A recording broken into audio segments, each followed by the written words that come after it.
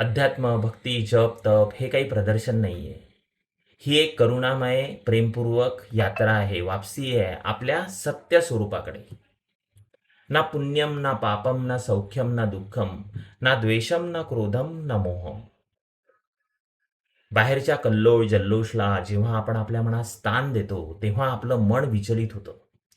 विचारांचं धुकं एवढं दाट होतं की आपण आपले स्वतःचे राहत नाही. अशा वेळी मौन व्रत करावं. असं म्हणतात की silence is the alter of spirit. हा एक शक्तिशाली अद्भुत असा प्रवास आहे, अभ्यास आहे, जो परिपूर्ण आहे. हळूहळू आपल्याला जाणवतं की आपल्या मनाचं जे कंपन आहे ते बदलत आहे. हृदयाची स्पंदनं आपल्याला सांगतात आहे की तुम्ही जसे आहात तसे परिपूर्ण आहात. काही बदलण्याची आवश्यकता नाही आहे, तर स्वतःला स्वीकार करण्याची आवश्यकता आहे.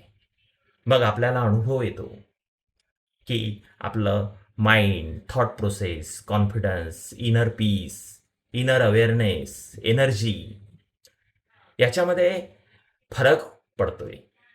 खूप आनंद मिळतोय स्वतःलाच. आणि हा परमानंद तो भक्ती मार्गाकडे घेऊन जातोय.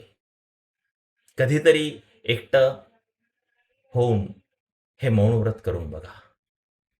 जय श्री कृष्ण.